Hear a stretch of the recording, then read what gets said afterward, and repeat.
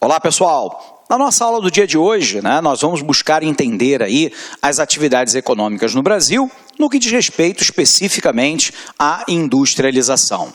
Então, a gente vai fazer, tentar entender a questão da composição da industrialização brasileira, tendo como referência dois elementos chaves. De um lado, um apanhado histórico da industrialização no Brasil. E do outro lado, a sua dimensão espacial, tentando entender onde essas atividades econômicas historicamente se concentraram e por quê. Tudo bem? Então vamos lá, vamos começar o nosso papo. Primeiro é importante você lembrar que o Brasil, de 1500 até 1822, processo de independência política simbólica do Brasil, o Brasil fora colônia de Portugal. Portugal, obviamente, tinha um interesse em cima do Brasil que era basicamente caracterizado por levar todas as riquezas possíveis e imagináveis para o enriquecimento da metrópole que era Portugal. Sendo assim, o modelo de colonização implementado no Brasil é um modelo que nós chamamos de colonização de exploração. Nesse caso, repito, o objetivo era retirar as riquezas do nosso território para o enriquecimento da metrópole. E, sendo assim, a gente sabe que Portugal implementou com o Brasil o que nós chamamos de divisão internacional do trabalho.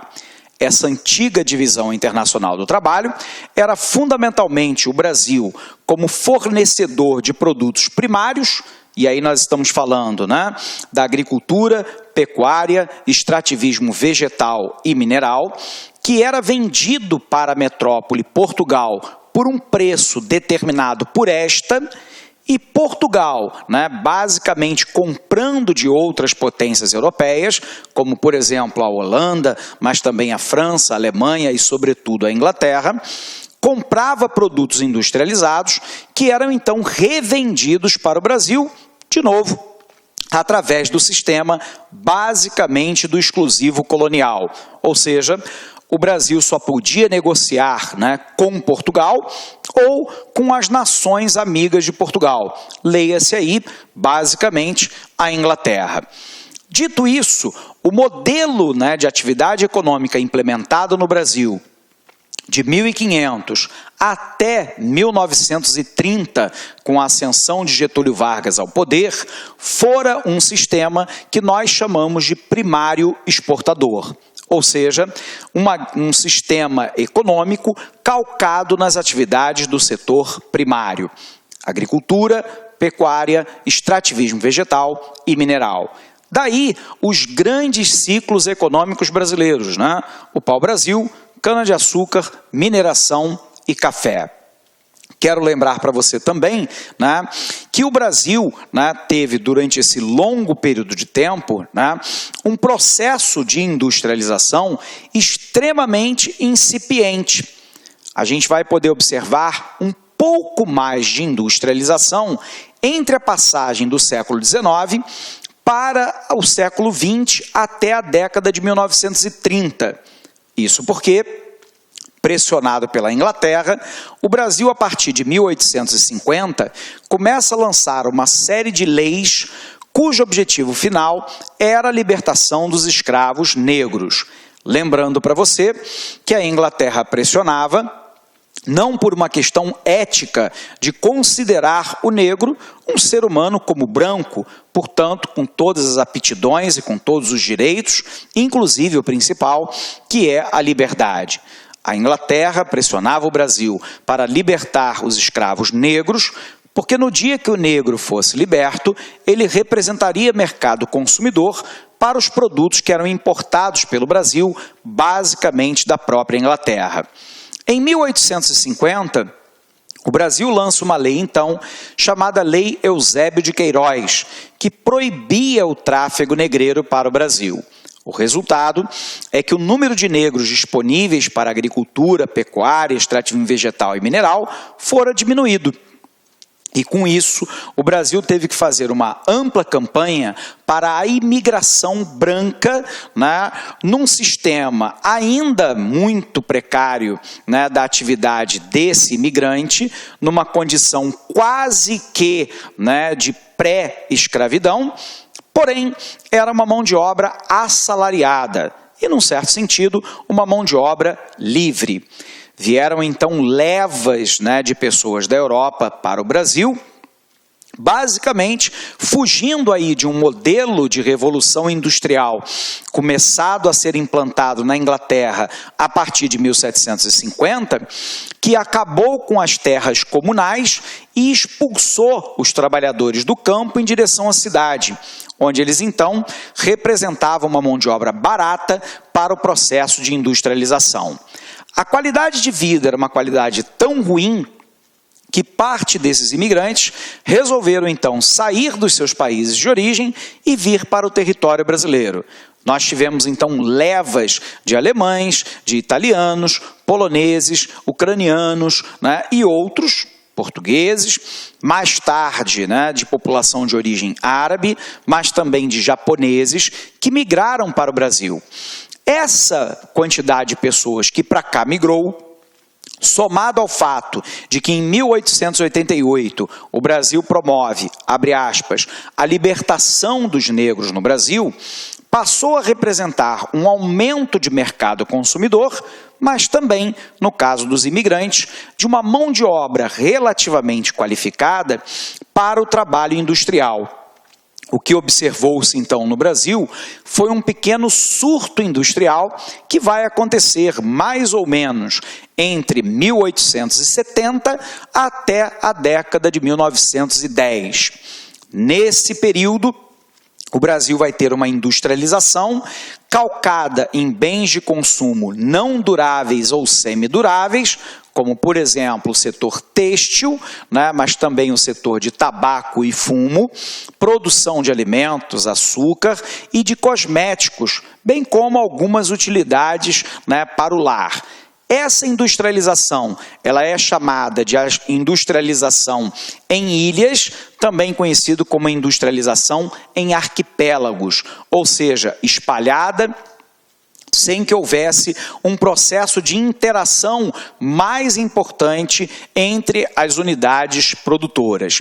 E sendo assim, o Brasil vai ter o seu primeiro surto industrial, e esse surto fortemente concentrado na região sudeste, e na região sudeste, sobretudo no eixo Rio-São Paulo. E a pergunta é por quê? A região do Rio e de São Paulo apresentava o que nós chamamos de vantagens locacionais para a concentração de pessoas, mas também de atividades econômicas. Primeiro, a presença de casas de crédito, dois dos mais importantes portos brasileiros, Rio de Janeiro e Santos em São Paulo, rede ferroviária ligando o interior até a zona litorânea, presença da geração e distribuição de energia elétrica, mão de obra mais abundante e relativamente qualificada, a presença do capital financeiro através, sobretudo, das casas de crédito, e, abre aspas, um certo excedente de capital financeiro produzido pelo setor cafeeiro, que teve a sua área de expansão fundamentalmente ao longo do Rio Paraíba, que liga o Rio de Janeiro até a cidade de São Paulo. E com isso, o Brasil, embora de maneira incipiente, teve lá o seu surto industrial, e nada mais além disso. Tudo isso começa a mudar a partir do governo Getúlio Vargas. Tudo bem? Então vamos lá, vamos colocar o início dessas atividades econômicas no Brasil.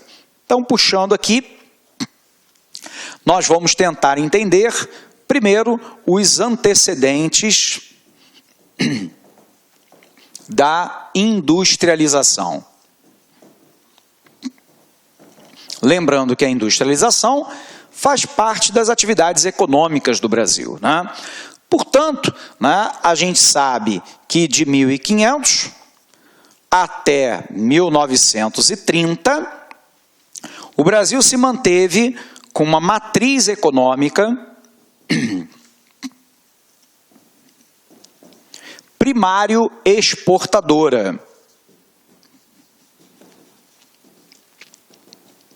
Ou seja, a produção de bens do setor primário voltados para o mercado externo.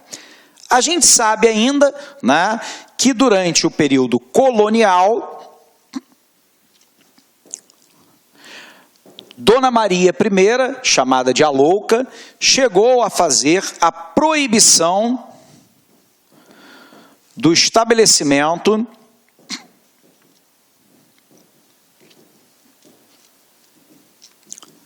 de indústrias no Brasil.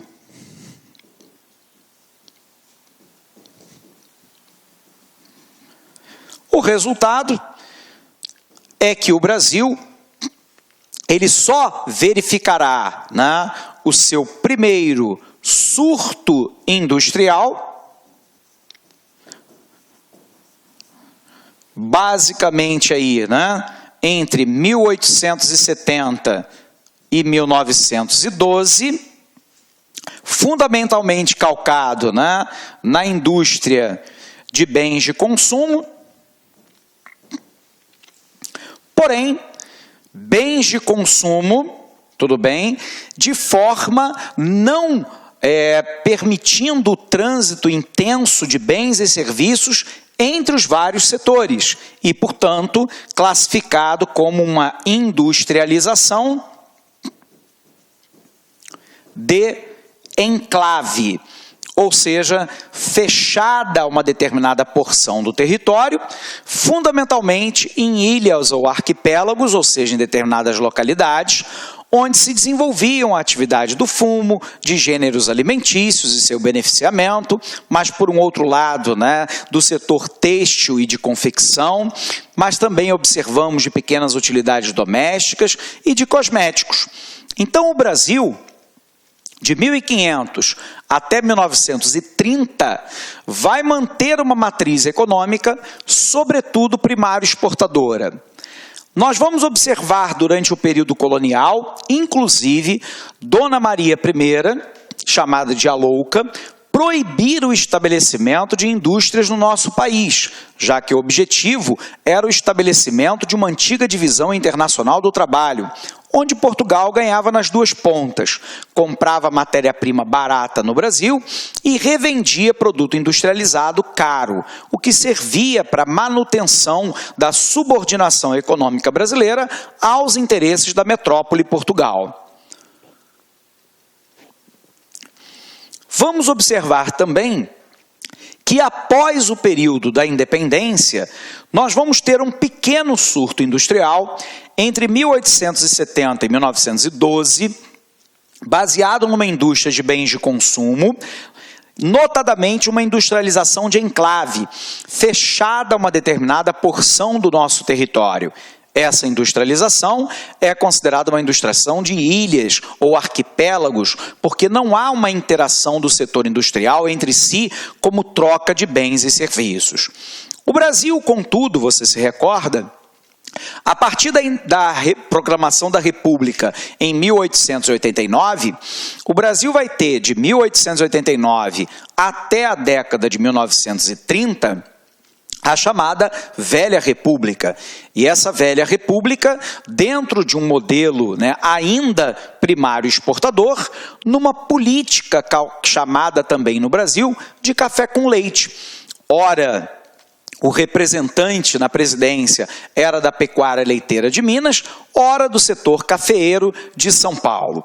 Essa política café com leite, óbvio, que não tinha grandes interesses no processo de industrialização do Brasil. No entanto, a gente sabe que a primeira revolução industrial já vinha ocorrendo na Europa desde 1750, com a invenção da máquina a vapor e o desenvolvimento, sobretudo, né, do setor têxtil. Mas, entre o final do século XIX e início do século XX, nós já tínhamos a segunda revolução industrial, chamada de revolução metalomecânica, a invenção do motor a explosão, a mudança da matriz energética do setor de carvão mineral, que marcara a primeira revolução industrial, para o petróleo, que marca a segunda revolução industrial. E, portanto, o surgimento do automóvel, das embarcações movidas a óleo diesel e também da aviação. É o desenvolvimento da química e da petroquímica, do setor de transporte, de telecomunicações, de energia e de tantos outros. O Brasil havia chegado em 1930 sem ter realizado a sua primeira revolução industrial. E nós sabemos que na década de 30, Getúlio Vargas vai lá dando um golpe, de Estado e assume o poder. Getúlio Vargas comandará o Brasil de 1930 até 1945, vamos lembrar, de 1930 a 34 num governo provisório, de 34 a 37 num governo constitucional e de 37 a 1945 numa ditadura do Estado Novo. Olá, meus amigos! Você que está estudando para o concurso do IBGE, você que quer ficar super competitivo, você que quer continuar assistindo essa super aula do professor Alex Mendes, Convido vocês a acessarem o nosso site, laconcurso.com.br, que lá nós temos o curso completaço, de novo, completaço, por apenas 10 mensalidades de R$ 25,00.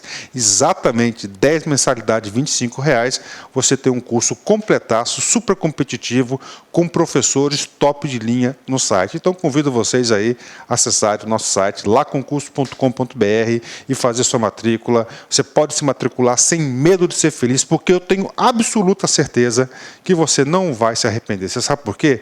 Porque aqui no Lá Concurso a gente faz de tudo para que isso não aconteça. Um forte abraço, fique com Deus e espero vocês. Clique lá.